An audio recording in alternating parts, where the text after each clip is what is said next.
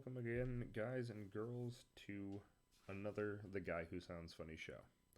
Trying to get a whole lineup of stuff ready for you guys where we cover different topics like daily, because I think all of our viewers will get I don't know how to put it, a better experience out of that if we're not just doing the same thing every single time. And I was talking with Alice, and she suggested doing something on comics, because she likes comics. I also know that some of our other viewers, like JJ and Morgan, are also huge fans of comic books. So with our very first episode, though, I'm not going to pick one topic specifically, but I'm just going to bring up some general stuff to bring some attention to things so later videos are easier. Got comic books that started in the 1930s in the United States, and everybody recognizes that format, which is your standard newspaper rag that's printed on cheap paper and was originally meant to be disposable. They print them a lot nicer now than they used to when I was a kid, and definitely a lot better than they used to when they first came out. But there's just about no one who has not heard of comic books. That was a terrible way to say that. Remember, kids, English is important. Proper grammar is important. Don't talk like me. But there are comics from all sorts of different publishers. There's comics from different countries. And there's a lot of different stories told with comic books. And they range from things that are appropriate for everybody's age to things that are more adult and everything in between. There's comics for kids, there's comics for teenagers, there's comics for adults, there's comics for people who are older than adults. It's the only way I can think that they're appropriate. But you also have what is a lot more popular in Japan, but is gaining a lot of traction here, is graphic novels, which is a bunch of weekly comics gathered into one big volume, which has actually really helped save the comic book industry in this country, because sometimes people just want a whole book. They don't want one issue and have to wait a month for another issue and then wait another month for another. Yeah, you get my point. But even before graphic novels were a thing, you had digest volumes from the only company I have seen do digest volumes is Archie Comics. And Archie is one of the longest standing comic houses in the United States, and yet still not one of the big two. I don't get how that works. They republish some stuff from the big two, but they are not one of the big two themselves, which are Marvel and DC. So, next thing on comics that I wanted to bring up. There's a lot of change going on right now with comics. And one of the things that I can see as the writing on the wall is that the people who read comics are changing. When I was a kid, if you were a middle school or high school boy, you read comics. And that was it. Adults didn't read comics, though they did collect them, which I always thought was weird. Girls didn't read comics. Teenage girls definitely didn't read comics. And these are all blanket statements.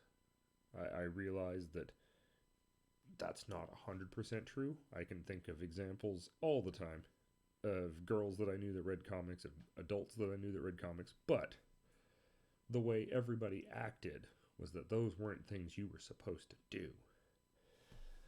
And what I've noticed now is there's a lot more comics out there that are geared towards girls, which has taken way too long in my opinion, because there used to be comics, entire genres of comics, entire comic book companies back in the golden day of comics in the 30s, the 40s, and the 50s that did nothing but write comic books for girls and had girl lead characters and had all sorts of crazy stuff. It was amazing, some of the stuff that you could see in comics that were geared towards women.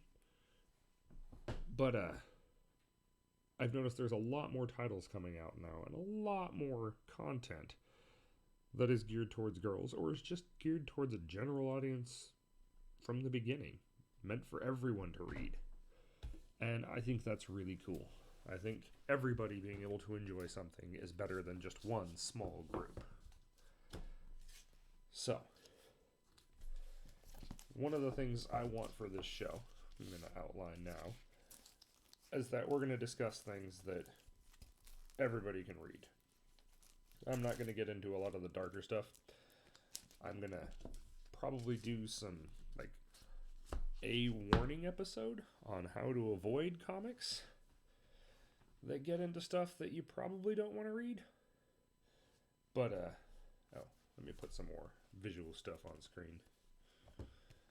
But I would much rather cover things that I have been enjoying since I was a kid, and that I know that you guys can too. So, we'll cover Marvel, we'll cover DC, we'll do all sorts of different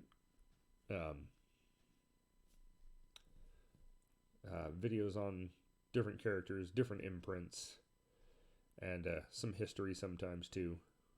Delve into like the origins of Spider-Man. I know everyone's heard that one, so probably won't do Peter Parker, but there's a lot of Spider-Men now, and there's a lot of Spider-Women now, so we've got a lot of things to cover with there. Like one of my favorites, Ben Reilly, the Scarlet Spider.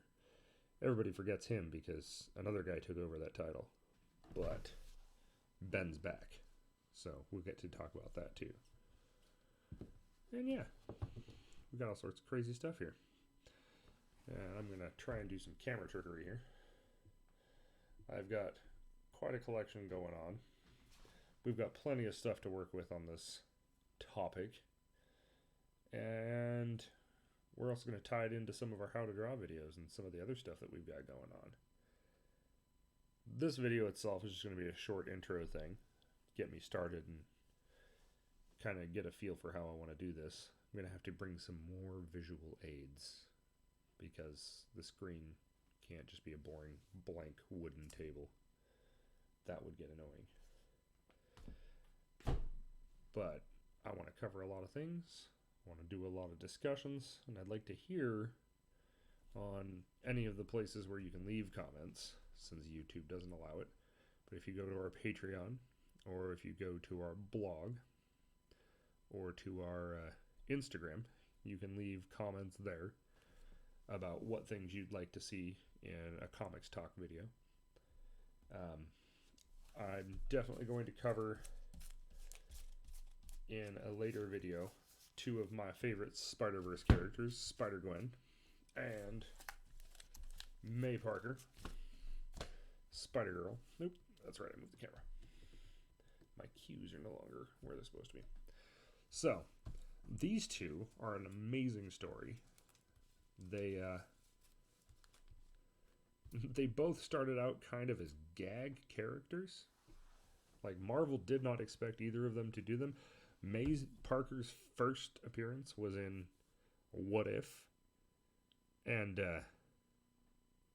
there was a failed relaunch of Marvel Comics in the late 90s. May was like one of a few people who survived that. Kind of like how Miles Morales survived the next reboot that they did. But we've got quite a few Spider-Girl comics to talk about, quite a few Spider-Gwen comics to talk about, and I definitely have to talk about the fact that there is a Gwenum. I love that name, and just the fact that that's a character is fantastic. But we're going to do a little bit more research into it and get a decent show set up for the next time we do this.